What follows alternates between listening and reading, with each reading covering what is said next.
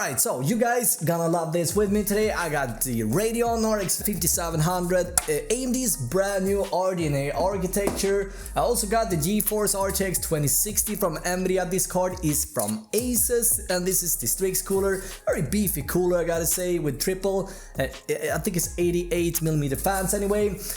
Both are priced at around $300, and the question is, which one should you pick? In this video, I'm gonna do my best to answer that question for you, and we're starting right now. Now, these are some of the questions I'm going to answer in this video. I've tested both cards in 3 different resolutions, 1080p, 1440p, as well as 4K, in 8 of the most popular current games right now. And I gotta say, I was quite surprised when I saw the results. We're gonna look at these numbers, the gaming benchmarks, in just a second, but in case you wanna watch that right now, you find the timestamps for that down below.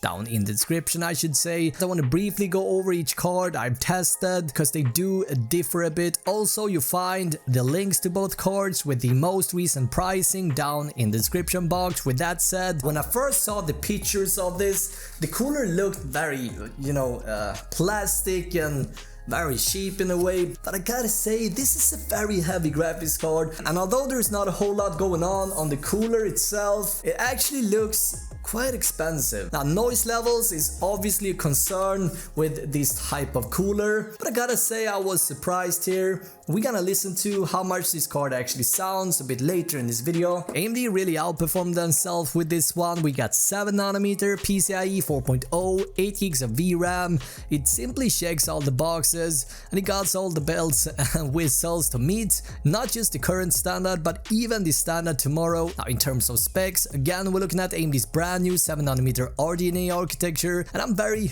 excited to see how this performs in games. Now, it shouldn't be forgotten that Navi is also fueling both the upcoming Xbox Scarlett and the PS5, and so very exciting technology, which is promising to deliver up to 4K and 60 FPS for next generation. Sony is even talking 8K and 120Hz, but considering how much power that would require, they're probably not talking about game rendering here. Anyway, in terms of specs, we're getting a total of 2304 Steam processors, 8 gigs of GDDR6 memory with a base clock of 1465MHz and a game clock of 1625MHz, and it retails for just over $300. Now, this particular card I got for you guys today comes from Sapphire and uses the blower cooler, and if we flip it around, we see that the PCB is quite long. Unfortunately, it would have been nice if AMD would have gone with a full covered backplate, but as we can see, we didn't get that with the reference 5700, which is a bummer. Now, obviously, with a blower reference cooler design like this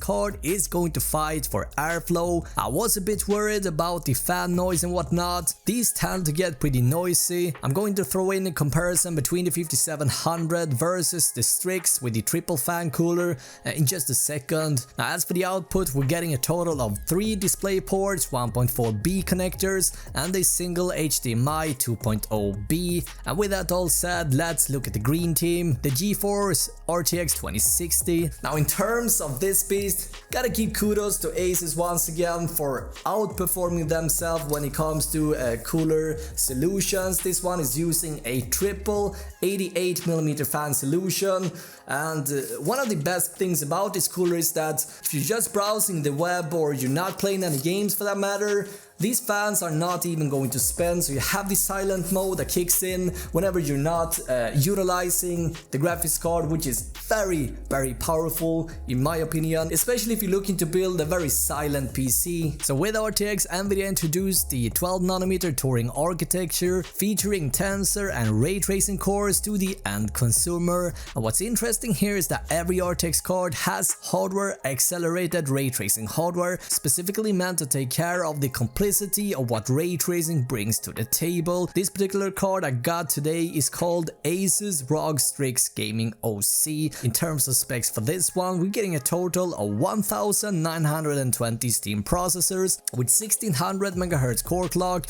and 1860MHz boost clock. In terms of memory, we're getting 6 gigs of GDDR6, and as far as I/O goes, ASUS has fitted the ROG Strix with 2 display ports, 1.4 and 2 HDMI 2.0B. Now, one of the perks with this particular card is the passive mode, or as Asus likes to call it, the 0 dB technology, a quiet intelligence. Whew. This allows the fans to stop spinning when the GPU core temperatures remain below 55 Celsius, and so this is quite nice because as you're just browsing the web, for example, and you're not playing any games, the fan will remain silent, which is obviously very nice, especially if you're looking to build a quiet PC. Now, in order to tackle AMD's launch of Navi, Jensen Huang, you know, the guy who always wears a leather jacket, everything just works, actually responded to AMD's new cards by releasing a lineup of spiced up version of the RTX lineup. So upon AMD's launch of Navi, Nvidia released 3 additional RTX cards: the RTX 2060 Super,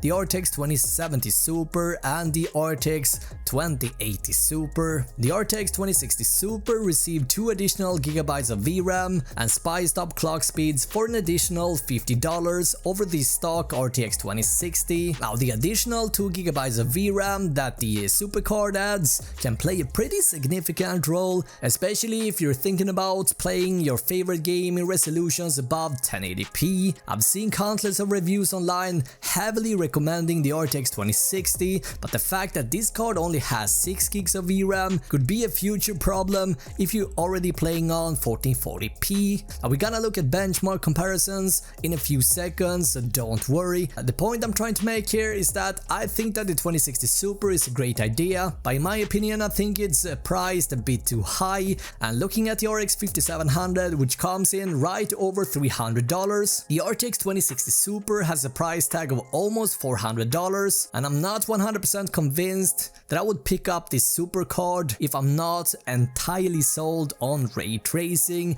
And speaking of which, this is something that you have to know: AMD is still lacking ray tracing support for Navi or any of their graphics cards, and so this is something that the RTX lineup offers, and so if you care about ray tracing and what it brings, you should obviously pick a graphics card from Nvidia. Now, with that all being said, there have been circulating a few leaks that AMD is planning on introducing support for ray tracing with a brand new driver update coming for the Navi family later in November. There was a guy that actually spotted code of ray tracing features inside AMD's graphics card driver, and so what this means is that we may just get ray tracing support for these cards in just a few weeks time, but yeah, the future will obviously tell.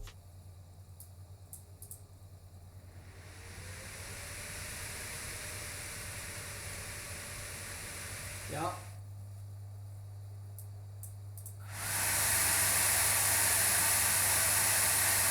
Before we dive into the numbers, for full specification of what build I'm testing this on, find all the details in the description box down below, but basically I'm using the Ryzen 3900X, and we got 16 gigs of RAM running at 3200 MHz. Now, for Battlefield 5 testing, I was using DX11 for AMD and DX12 for Nvidia, simply because Nvidia for some reason performed better in DX12 and AMD did better in DX11. And as we can see from the testing, the RX 5700 is slightly faster in pretty much every game I've tested, and to be more specific, the RX 5700 is about 8 to 12 FPS faster on average for the same price tag. This, in my opinion, makes the decision pretty easy. However, it all comes down to whether you care about Nvidia's current exclusive features. I want to stress the fact that ray tracing is not an Nvidia exclusive feature, and we know that AMD is planning on releasing ray tracing graphics cards in the near future, and we have also seen hints of AMD planning on supporting ray tracing on the 5700 in upcoming driver updates. As of making this video, we still don't have any idea how big of the performance hit activating ray tracing is gonna be on the RX 5700. And also keep in mind, Nvidia has fitted the RTX lineup with dedicated hardware for this, and Navi does not have dedicated hardware for ray tracing, and that is something that you wanna have in mind. The 2 GB worth of extra video memory is also something you wanna have in mind, especially if you're thinking about jumping over to 1440p or even 4K. Even though we saw from these benchmark numbers that 4K maxed out is more of a slideshow than actual gameplay. Keep in mind I was using the ultra settings of each game at 4K, and so while 4K might just be out of reach for these graphics cards, 1440p is definitely attainable. And that pretty much wraps up this video, and now in case you have any questions guys, you know what to do. You wanna post them down in the comments below. I'm gonna do my best to help you guys out the best way I can. Also, you wanna join the Discord server, because this is where you'll find me, this is where I'm going to hang, and this is where I'm going to spend most of my time answering any questions you guys might have. I wanna thank you so much for sticking around this long. Now watch either of these two videos for more awesome content, and until next time, have an awesome day, right?